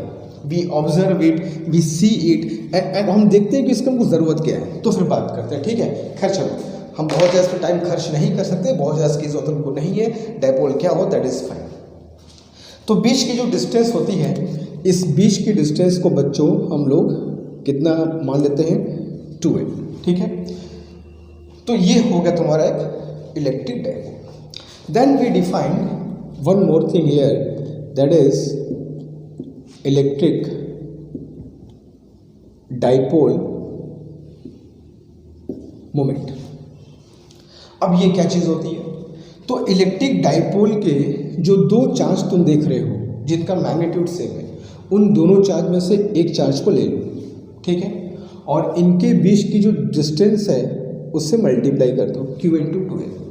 तो दोनों चार्ज में से एक चार्ज का मैग्नीट्यूड और उनके बीच का जो डिस्टेंस होता है उसको मल्टीप्लाई कर दोगे, तो जो फिजिकल क्वांटिटी हमको मिलेगी बच्चों, इसी को हम कहते हैं electric dipole moment of the dipole, ठीक है। तो the product of magnitude of charge, ठीक है, and distance between them is called electric dipole moment, ठीक है। तो P को कहते हैं बच्चों इलेक्ट्रिक डाइपोल मोमेंट, और ये एक वेक्टर क्वांटिटी है, और इस P का direction, P has direction from -q to +q charge. जो इलेक्ट्रिक डाइपोल मोमेंट का बच्चों डायरेक्शन होता है वो हमेशा -q से +q चार्ज की तरफ होता है, इस बात को ध्यान रखना। तो electric dipole moment is a vector quantity having a fix direction from negative charge to positive charge. अब इसी के आधार पर तुमको पता है, अब तुमको हल्का समय बात समझाऊं कि तुमको कहाँ जरूरत पड़ती है। ये इलेक्ट्रिक डाइपोल मोमेंट हम कैलकुलेट करते हैं किसी कंपाउंड में, किसी मॉलिक्यूल में, उसके आधार पे कहते हो भाई वो पोलर है कि नॉन पोलर है। जैसे कोई मॉलिक्यूल है, उस मॉलिक्यूल के अंदर नेट इलेक्ट्रिक डाइपोल मोमेंट 0 आ गया तो कहोगे हमारा मॉलिक्यूल इज नॉन पोलर। किसी के अंदर, किसी कंपाउंड के अंदर, किसी मॉलिक्यूल के अंदर नेट डाइपोल मोमेंट आ गया, there is a net dipole moment, cancel नहीं हुआ, बच गया, नॉन जीरो वैल्यू आ गई, तो कहोगे वो मॉलिक्यूल हमारा कैसा पोलर है। तो जब तुम किसी चीज़ को केमिस्ट्री में पोलर और नॉन पोलर डिफाइन करते हो तो what you check is this one P। Dipole moment है सर्टेन नॉन जीरो तो पोलर, डाइपोल मोमेंट कट के 0 हो गया नॉन पोलर, ठीक है। तो इसी के आधार पर हम लोग पोलर और नॉन पोलर मॉलिक्यूल को डिफाइन करते हो। केमिस्ट्री की बातें बहुत ज़्यादा डिटेल में एंटर नहीं करूंगा फिलहाल, हमको फिजिक्स में जो काम है उसकी बात फिलहाल करते हैं, ठीक है। तो this is what you called an electric dipole moment of the system, ठीक है। तो जल्दी से वो कर लो, तो फिर इलेक्ट्रिक डाइपोल के इलेक्ट्रिक फील्ड को पढ़ते हैं और इसके एनर्जी और कपल के बारे में भी पढ़ेंगे, ठीक है। जल्दी कर लो इसको फटाक से। Now electric field due to an electric dipole. एक इलेक्ट्रिक डाइपोल के जरा इलेक्ट्रिक फील्ड का हालचाल ले लिया जाए, क्या होता है, कैसे होता है, ठीक है। तो सबसे पहले मैं एक इलेक्ट्रिक डाइपोल को बना दूं, ठीक है। तो सपोज दैट ये एक इलेक्ट्रिक डाइपोल है जिसके 2 पॉइंट चार्जेस हैं, ठीक है, -q +q, और ये इसका मिड पॉइंट है, ठीक है। हमें इलेक्ट्रिक फील्ड फाइंड करनी है। अब इस डाइपोल के अराउंड, अच्छा देखो 2 तरीका होता है, फिर मैं तुमको बताऊंगा कि हमको इन दोनों को एक साथ लेने की आवश्यकता क्यों पड़ती है। अगर ये बीच का डिस्टेंस बहुत, फिर बता दो कि बीच का डिस्टेंस बहुत ज़्यादा हो, -q अपनी ज़िंदगी में मस्त है, +q अपनी लाइफ जी रहा है, तो क्यों दोनों को एक साथ जोड़ोगे? तर्क बताओ, लॉजिक सोचो, क्या वजह होगा? ये जोड़ने वाला काम, दोनों को एक मानने वाला काम तभी करना सही होगा जब बीच की डिस्टेंस बहुत छोटी हो। उससे फ़ायदा क्या होगा सर? फ़ायदा ये होगा कि तुमको किसी पॉइंट पे इलेक्ट्रिक फील्ड फाइंड करनी है। तो दो तरीका है, या तो दोनों चार्जेस का अलग अलग इलेक्ट्रिक फील्ड निकाल लो और फिर दोनों का रिजल्टेंट निकाल लो। एक तरीका ये होता है। दूसरा तरीका ये कि इसको पूरा एज अ डाइपोल मान लो और इकट्ठे डाइपोल की इलेक्ट्रिक फील्ड निकाल लो। तो तुम उनको अलग अलग मान के भी कर सकते हो, कोई दिक्कत नहीं है, बट एक थोड़ा सा एक आसान तरीका हो जाता है when you consider them as a single entity and that single entity is called electric dipole. ठीक है, तो डिस्टेंस इंपॉर्टेंट है, इस बात का ध्यान रखना है। ठीक है, तो मैंने कहा कि दो पॉइंट चार्जेस हैं and they are forming a dipole, और मैं ये कहूँगा कि यहाँ पर पे मैंने क्या किया, एक पॉइंट लिया स्पेस में, कहीं भी ले सकते हो, पॉइंट कहीं भी हो सकता है। तो मैंने यहाँ पे एक पॉइंट कंसिडर कर लिया and that point is P। ठीक है, और जो डाइपोल के मिड पॉइंट से बच्चों r डिस्टेंस पर है। क्लियर है? ठीक है, और ये जो पॉइंट है P, इसका जो पोजीशन है ओरिजिन के रिस्पेक्ट में, वो मान लो मिड पॉइंट के रिस्पेक्ट में, वो डाइपोल के एक्सिस से, इसके लेंथ से for example theta angle form कर रहा है। ठीक है, ये थीटा एंगल फॉर्म कर रहा है with the axis of dipole. Clear है बात? अब हमें पॉइंट P पर मान लो इलेक्ट्रिक फील्ड निकालनी है। तो बच्चों पॉइंट P पर इलेक्ट्रिक फील्ड का फॉर्मूला की बात हम लोग करेंगे, 1/4 pi epsilon naught P by R cube square root of 3 cos square theta plus 1। ये इलेक्ट्रिक फील्ड का एक जनरल फॉर्मूला होता है। जनरल फॉर्मूला मतलब कहीं भी इस फॉर्मूले को तुम लगा सकते हो। अगर पॉइंट कहीं भी चेंज करो, इधर करो, इधर करो, उधर करो, एंगल को चेंज करते जाओगे तुम्हारा इलेक्ट्रिक फील्ड आ जाएगा। तो ये इलेक्ट्रिक फील्ड का एक जनरल फॉर्मूला जो तुम किसी पॉइंट पर निकाल सकते हो। और इस इलेक्ट्रिक फील्ड का मान लो ये एक पर्टिकुलर डायरेक्शन है। ठीक है, इस पॉइंट पर इलेक्ट्रिक फील्ड इस डायरेक्शन में मान लो जा रही है। तो इस एंगल को अगर हम चेंज करते चले तो हम लोग बहुत अलग अलग जगहों पर इलेक्ट्रिक फील्ड फाइंड कर सकते हैं। जैसे दो बहुत फेमस पॉइंट हैं इलेक्ट्रिक डाइपोल के, जैसे यू से एट एक्सियल पॉइंट। तो एक्सियल पॉइंट हम सब जानते हैं क्या होता है, जो डाइपोल का एक्सिस होता है, जो डाइपोल का एक्सिस है उसके अलावा अगर तुम कोई पॉइंट लेते हो तो उसको बच्चों बोलते हैं एक्सियल पॉइंट। तो एक्सियल पॉइंट के लिए अगर मैं कहूँ कि दिस पॉइंट इज समवेयर, ये पॉइंट P था, this point is somewhere here, ये पॉइंट कहीं यहाँ पर रखा हुआ है। ठीक है, तो ये पॉइंट यहाँ पे आएगा तो ये एंगल कितना हो जाएगा, ऑपोजिट जीरो होगा। तो जब ये एंगल को मैं जीरो करूँगा at axial point, you have to make theta is equal to 0। तो जैसे थीटा इज इक्वल टू 0 पर हो गए, ये यहाँ पर आ जाएगा और यू हैव कॉस 0 कितना हो जाएगा 1, तो 3 प्लस में कितना हो जाएगा 4 and EP is equal to 1/4 pi epsilon naught and 2 pi by R cube.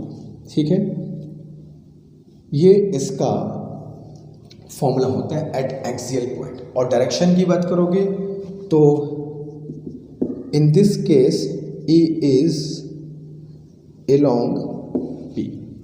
जो इलेक्ट्रिक फील्ड होता है वो हमेशा P के अलोंग होता है। P मतलब का डायरेक्शन क्या होता है, माइनस से प्लस की तरफ। तो जब एक्सियल पॉइंट पे इलेक्ट्रिक फील्ड निकालते हो तो इलेक्ट्रिक फील्ड का डायरेक्शन जो इलेक्ट्रिक डाइपोल मोमेंट का डायरेक्शन होता है उसी के अलोंग होता है। Electric field will be along this -2+। ठीक है, फिर अगर मैं बात करूं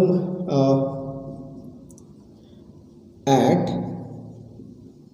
इक्वेटोरियल पॉइंट या ब्रॉड साइड ऑन पोजीशन भी कहते हो, इक्वेटोरियल पॉइंट या इक्वेटोरियल पोजीशन की बात करोगे तो क्या होता है, वी ऑल नो दैट जो इसका बाइसेक्टर है, डाइपोल के बाइसेक्टर पर अगर तुम कोई पॉइंट कंसीडर करते हो, ठीक है, if you consider a point on the bisector of dipole, उसका जो परपेंडिकुलर बाइसेक्टर है, इस लाइन को तुम क्या कहते हो, इक्वेटोरियल। ठीक है, इक्वेटर। तो यहाँ जो कोई तुम पॉइंट लेते हो उसको बोलते हो इक्वेटोरियल पॉइंट या ब्रॉड साइड ऑन पोजीशन भी कहा जाता है। तो इस पॉइंट पर अगर मैं इस P को यहाँ पर पहुँचाऊँ तो जाहिर सी बात है, for that theta must be 90 degree. 90 degree पर होगा, एंड cos 90 कितना हो जाएगा तुम्हारा 0, तो you will get EP is equal to 1/4 pi epsilon naught P/r cube. ठीक है, तो ये इलेक्ट्रिक फील्ड का फॉर्मूला होगा due to dipole at its axial point. और यहाँ पे एक बात ध्यान रखना, यहाँ पर पे E is opposite to P। यहाँ वो जो इलेक्ट्रिक फील्ड होती है वो P के अपोजिट, मतलब P अगर इस तरफ है -2+, तो इलेक्ट्रिक फील्ड क्या होगा इस पॉइंट पे इलेक्ट्रिक डाइपोल मोमेंट के जस्ट अपोजिट, लाइक दैट। तो इक्वेटोरियल पॉइंट पर इलेक्ट्रिक फील्ड हमेशा P के अपोजिट होता है। P का डायरेक्शन अलोंग -2+ है, तो E क्या होगा +2-। और एक्सियल पॉइंट पे इलेक्ट्रिक फील्ड का डायरेक्शन P के अलोंग होता है। इस बात को ध्यान रखना कि ये दोनों डायरेक्शन दूसरे के जस्ट अपोजिट होते हैं।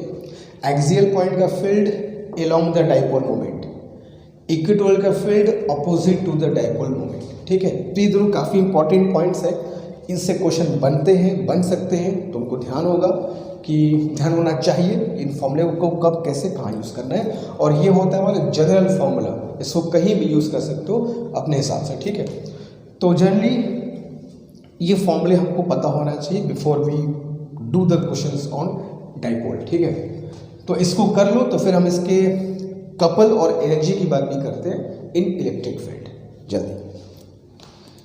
तो चलो आगे चलते हैं बच्चों और देखते हैं कि एक इलेक्ट्रिक डाइपोल को अगर हम एक इलेक्ट्रिक फील्ड में रखते हैं तो क्या होता है, कपल उस पर कैसे फॉर्म करता है, कपल क्या होता है इसकी बात भी थोड़ी बहुत कर लिया जाएगा, कपल की कंडीशन क्या होती है, और इम्पॉर्टेंट चीज़ उसकी एनर्जी कि इलेक्ट्रिक फील्ड में डाइपोल की एनर्जी क्या होती है।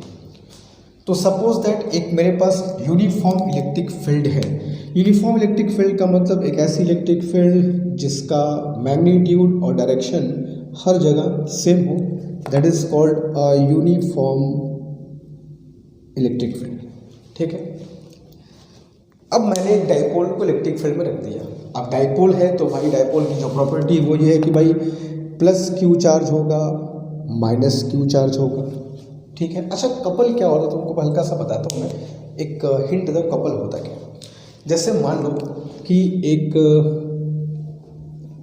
रॉड है जिसको मैंने एक ऑब्जेक्ट है जस्ट लाइक अ रॉड कह सकते हो, जिसको मैंने ऐसे रखा हुआ है, फिक्स किया हुआ है कहीं पे। ठीक है, कुछ ऐसे। ठीक है, अब इस पर मैंने 2 फोर्स लगाए। ठीक है, एक फोर्स ऊपर की तरफ, एक फोर्स नीचे की तरफ, like that and like that. ठीक है, अब ये 2 फोर्स एक बॉडी पर, एक रॉड है, जैसे मान लो ये रॉड है, इस पे फोर्स लगा, एक फोर्स लगा ऊपर की तरफ और इस एंड पे फोर्स लगा नीचे की तरफ। ठीक है, बहुत एग्जांपल्स हो सकते हैं, तुमको एक छोटा सा आसा एग्जांपल करके बता रहा हूँ कि एक रॉड ऐसे पकड़ लिया बीच से और एक फोर्स ऊपर की तरफ, एक फोर्स यहाँ नीचे की तरफ। ये दोनों फोर्स मिल करके कपल कब फॉर्म करते हैं, उसकी 4 कंडीशंस होते हैं। ठीक है, इन चारों कंडीशन को अच्छे समझना चाहिए कि ये दोनों फोर्स जो है वो आपस में क्या होने चाहिए, इक्वल। ठीक है, ये दोनों फोर्स की वैल्यू क्या होनी चाहिए, इक्वल। ये दोनों फोर्स आपस में क्या होना चाहिए, अपोजिट, दोनों का डायरेक्शन अपोजिट हो। अगर दोनों फोर्स सेम डायरेक्शन में होंगे तो कपल का फॉर्मेशन नहीं होगा। ठीक है, अपोजिट डायरेक्शन में होना चाहिए। तीसरी चीज़ जो कही जाती है वो ये होना चाहिए कि ये दोनों एक दूसरे के क्या होने चाहिए, पैरेलल। ठीक है, ऐसा नहीं कि तिरछा हो जाइए, एकदम पैरेलल हो। और चौथा जो सबसे इम्पॉर्टेंट है वो है लाइन ऑफ एक्शन डिफरेंट होना चाहिए। अब लाइन ऑफ एक्शन क्या है, लाइन ऑफ एक्शन नाम से ही क्लियर है, line of action. Line of action, जिस डायरेक्शन में फोर्स लगाते हो उस लाइन को बोलते हो line of action of force.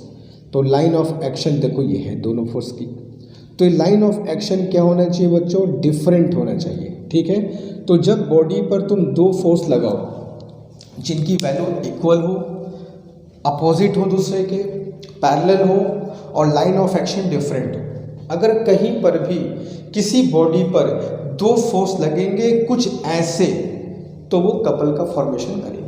और जैसे इस पर कपल काम करेगा ये रॉड क्या होगा, घूम जाएगा रोटेशन मोशन करेगा, रोटेट करना शुरू कर देगा। तो इसी को बोलते हैं हम लोग कपल। ठीक है, अब कपल का हम लोग बहुत जगह यूज़ करते हैं। अब तो मैं अपने अपने डेली लाइफ में कपल बहुत जगह यूज़ करते हो। ठीक है, तुमको एग्जांपल बताता हूँ। जैसे मान लो ये एक पानी की बोतल है। ठीक है, ये फॉर एग्जांपल पानी की बोतल है, हालांकि खाली हो चुका है, मैं पूरा पी गया। ठीक है, गर्मी बहुत पड़ रही है, तो ये पानी की बोतल है। इस पर कपल तुम कैसे यूज़ करते हो पता है? तुम इसको, ये बोतल ले लिया, इस पर कैप कैसे खोलते हो? इसको कैप ऐसे खोलते हो, ऐसे ऐसे खोलते हो। तो तुम कैप जब खोलते हो तो यूँ हाथ ऐसे घुमाते हो, ऐसे यूँ ऐसे करते हो। तो what you use a couple. जब तुम इस बोतल की कैप को बंद करते हो, यू ऐसे बंद कर रहे हो, ऐसे बंद करते हो, दिस कपल। इसको ओपन करते हो, इसको ओपन करते हो, इसको ओपन करते हो, इसको ओपन करते हो, ऐसे ओपन करते हो, दैट इज कपल। तो जब तुम अपने डेली लाइफ में कपल को यूज़ करते हो तो समझना में क्या दिक्कत है।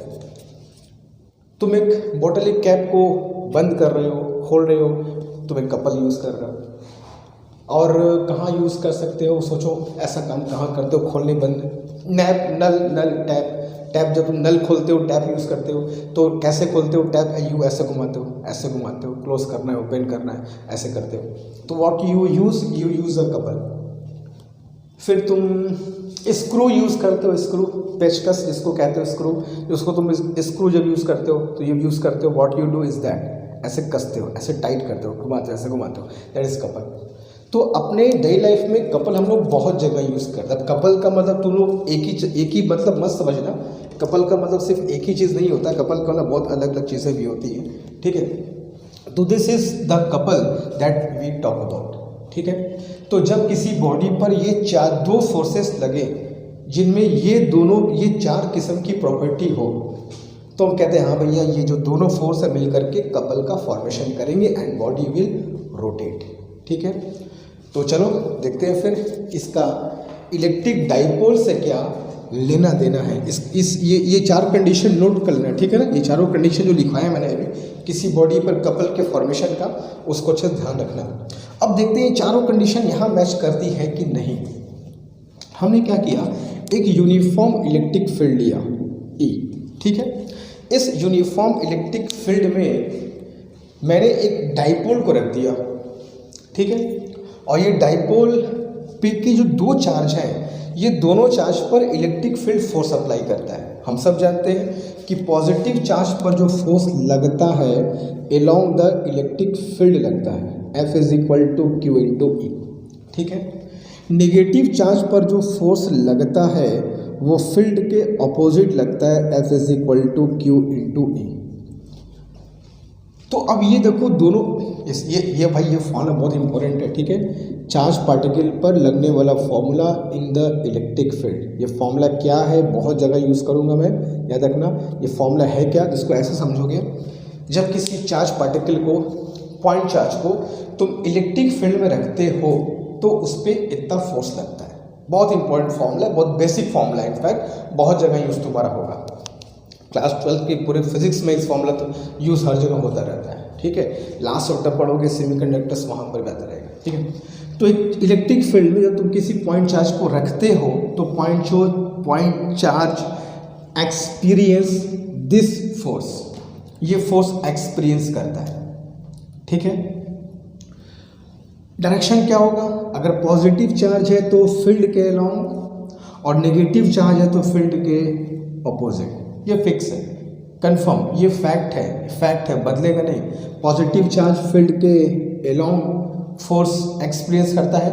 अगर तुम पॉजिटिव चार्ज को फील्ड में रख दोगे तो तुरंत भागना शुरू कर देगा फील्ड के अलोंग।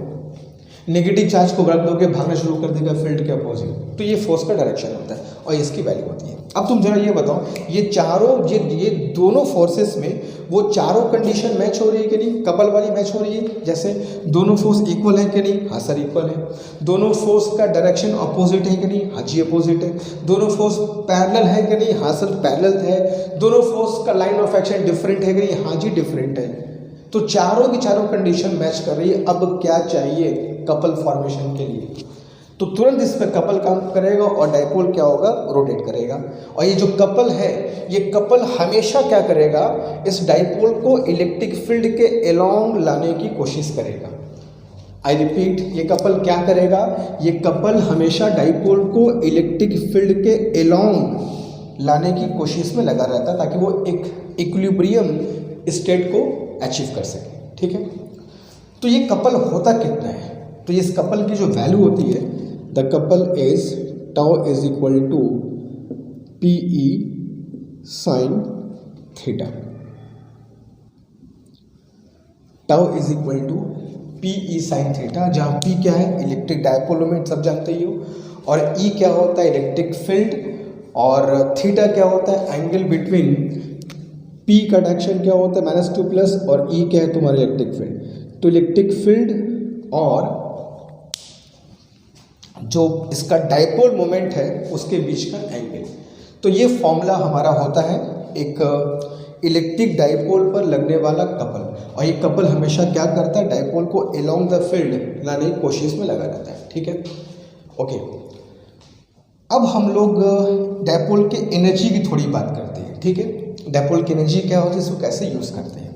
होता क्या है कि जैसे मान लो ये इलेक्ट्रिक फील्ड है, ये सब फॉर्मूले की हमको बहुत ज़रूरत पड़ेगी, हम लोग जब डायपोल पे क्वेश्चंस करेंगे तो सारे फॉर्मूले को कॉन्सेप्ट को मैं पहले क्लियर कर दूं ताकि नेक्स्ट क्लास में आऊँगा डायरेक्ट क्वेश्चंस हम लोग इस पर ढेर सारे क्वेश्चंस करेंगे। ठीक है, अब जैसे मान लो एक इलेक्ट्रिक डायपोल है, इस डायपोल को मैंने क्या किया, एकदम इलेक्ट्रिक फील्ड के परपेंडिकुलर ऐसे रख। अच्छा, एक काम करना, तुम लोग सारे बच्चे इसका वेक्टर फॉर्म मुझको लिख के दिखाना है। इस कपल का एक वेक्टर फॉर्म भी होता है, a cross b is equal to formula पढ़े होंगे ए बी साइन थीटा। ठीक है, तो जो बच्चे भी जानते होंगे मुझको बताएंगे कमेंट बॉक्स में कि इस फॉर्मूले का वेक्टर फॉर्म क्या होगा। ठीक है, चलो, अगर नहीं जानते हो एक बार चेक करना, कहीं से मिल जाए तो बताना कि इसका वेक्टर फॉर्म क्या होता है। अब जैसे मान लो मैंने एक इलेक्ट्रिक फील्ड यहाँ पर बनाया, यूनिफॉर्म इलेक्ट्रिक फील्ड। ऐसा मैं इसलिए कराता रहता हूँ ना, कहता कि कुछ फॉर्मूले तुमसे लिखवाता हूँ, कुछ क्वेश्चंस तुमको देता हूँ ताकि तुम उसके बारे में खुद भी थोड़ा बहुत खोजो। तुमसे हमेशा मैं बात कहता हूँ, तुमको कोई भी मिल जाए पूरे जीवन काल में हमेशा पढ़ते रहना, लेकिन बुक्स से कभी भी दूर मत जाना। तुमको जो भी टीचर पढ़ाए, कोई पढ़ाए, मगर बुक्स के साथ हमेशा टाइम स्पेंड किया करो। ठीक है, बुक्स को अपना फेवरेट पर्सन बनाओ। अब तुम्हारा फेवरेट पर्सन कौन होगा तुम भी जानो, लेकिन बुक्स को भी उसमें शामिल करो, थोड़ा समय उसके साथ बिताओ। ठीक है, देखो बुक्स में क्या लिखा है, फॉर्मूले क्या है, आदत बनेगी, खुद से कोशिश करोगे, डिपेंडेंसी तौरों पर तुम्हारा दूर होगा। तो इसलिए कुछ कुछ काम तुमको हमेशा मैं देता रहता हूँ ताकि तुम थोड़ा एक्टिव रहो, देखो सुनो क्या हो रहा है। तो इसके वेक्टर फॉर्म को लिख के आप कमेंट बॉक्स में लिख करके बताना कि इसका वेक्टर फॉर्म ये होगा। ठीक है, नहीं आएगा तो खैर मैं तो बताऊंगा ही। तो एक इलेक्ट्रिक फील्ड को हमने इलेक्ट्रिक फील्ड में हमने एक इलेक्ट्रिक डायपोल को रख दिया परपेंडिकुलरली टू इलेक्ट्रिक फील्ड। तो ऐसा जब इलेक्ट्रिक फील्ड के परपेंडिकुलर रखा जाता है डायपोल को, तो इसकी जो पोटेंशियल एनर्जी है, उस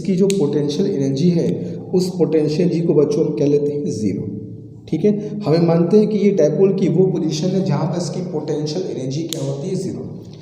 अब इसके बाद अगर ये अपनी पोजीशन को चेंज करेगा तो उस पोजीशन के हिसाब से हम लोग इसकी अलग अलग पोजीशन में अलग अलग एनर्जी की बात करते हैं। अब जैसे मान लो वही इलेक्ट्रिक डायपोल को अगर मैं कुछ इस तरीके से रखता हूँ, अगर उसी इलेक्ट्रिक डायपोल को मैं कुछ इस तरीके से रखता हूँ और making at certain angle with the electric field से एक सर्टेन एंगल फॉर्म करते हुए मैं इस डायपोल को रखा, थीटा एंगल पर रखा।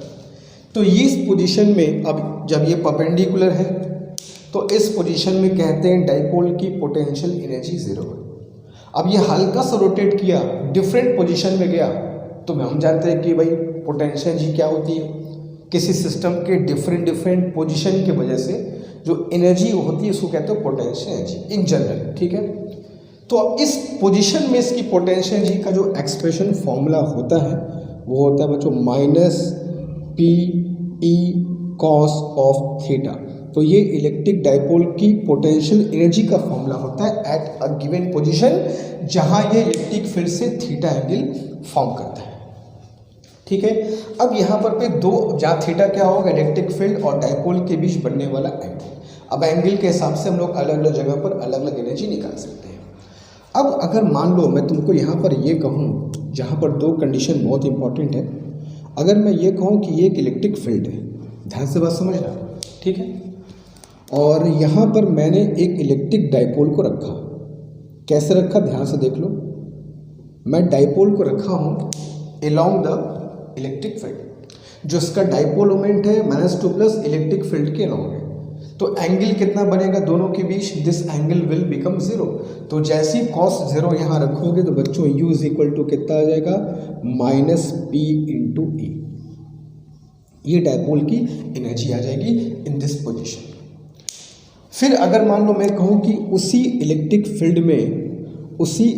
फील्ड में मैं इस डाइपोल को कुछ इस तरीके से रख दिया, इलेक्ट्रिक फील्ड के जस्ट अपोजिट, लाइक दैट, ठीक है।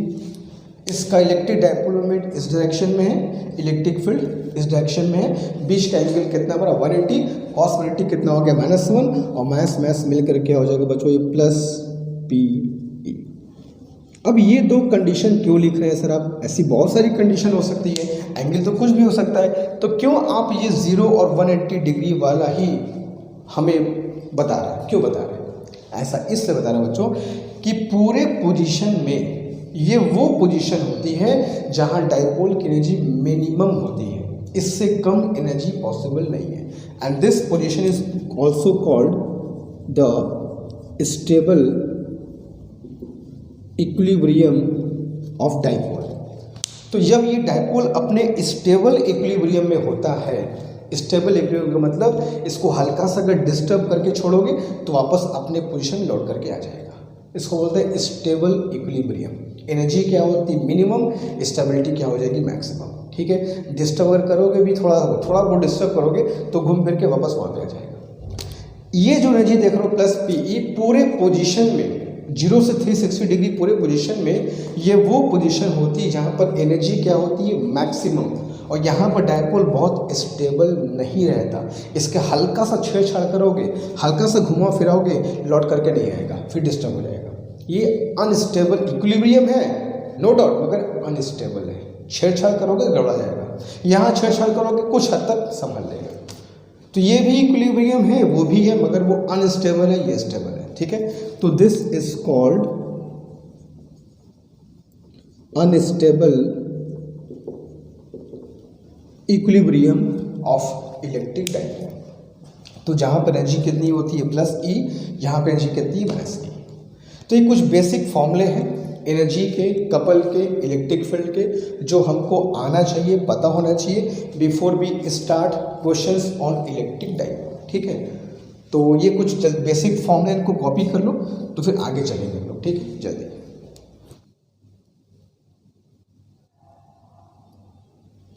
ओके फाइन, तो आज हम लोग यहाँ स्टॉप करते हैं फिर, ठीक है। आज के लिए कंटेंट इतना सफिशिएंट है, अब इसको जाओ अच्छे से प्रिपेयर करो, नोट्स बनाओ, फॉर्मूले लिखो, कुछ डाउट्स है तो कमेंट बॉक्स में मुझको बताना, मैं डिस्कस करूंगा नेक्स्ट क्लास में। और जो क्वेश्चंस मैं दिया करो लेक्चर के एंड में कि भाई ये क्वेश्चन का आंसर कमेंट बॉक्स में बताओ, तो बताया करो, उसका पर्पस होता है, उसका मकसद होता है, उसको इग्नोर मत किया करो।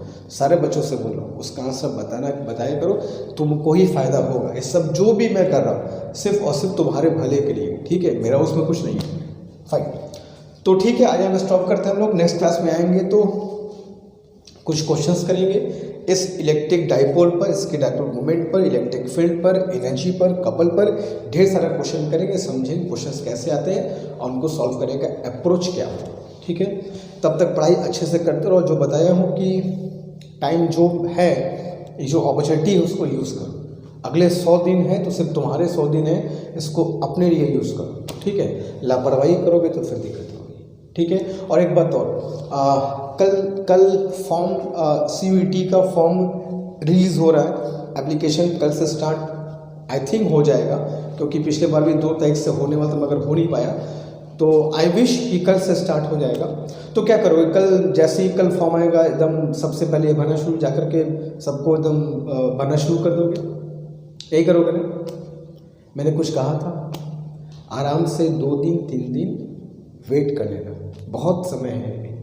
गलत करने से अच्छा है कि 2 दिन 3 दिन रुक करके देख लो, ठीक है, भागा नहीं जा रहा फॉर्म, महीने भर का समय मिलेगा, आराम से देखना क्या रिक्वायरमेंट्स हैं, क्या गाइडलाइंस हैं, कहीं कोई मिस्टेक ना हो जाए, क्या क्या चीज़ें मांगी गई हैं, क्या क्या चीज़ें पूछी गई है, अच्छे से भरे, केयरफुली भरे, श्योर होकर कोई काम करें, और अगर श्योरिटी ना हो रुक जाओ, कंफर्म कर लो, ठीक है। मैं बताऊंगा वहाँ पर पे क्या है, कैसे करना, मगर अगर तुम्हें कोई दिक्कत हो, कहीं भी कोई कन्फ्यूज़न हो तो रुक जाना, पहले कंफर्म कर लेना। कोई दिक्कत हो तो मुझसे पूछ लेना कि सर यहाँ चीज़ें कैसे भरनी है, तभी फॉर्म अप्लाई करना, वरना फिर दिक्कत होगी, ठीक है। वेट कर लो, जल्दीबाजी में गड़बड़ होता है। सबसे कहना होगा कि पिछली बार जब ऐसा हुआ था तो बहुत बच्चे मेरे पास आए, सर मेरा ये गड़बड़ हो गया, वो गड़बड़ हो गया है, सिर्फ जल्दीबाजी के चक्कर में पैनिक हो जाते हैं, है ना। एक्चुअली आजकल लोग पैनिक कर भी देते हैं बच्चों को, तो बच्चों को क्या है, बच्चों को जो बोल दिया वो सुन लिए, करना शुरू कर दिए। तो पैनिक मत होना और अपना समय लेना, शांति से पूछ के समझ के तभी अप्लाई करना, ठीक है। तो ठीक है, मिलते हैं फिर नेक्स्ट क्लास में कुछ नए कॉन्सेप्ट्स के साथ, कुछ नए क्वेश्चंस के साथ, ठीक है। Thank you so much.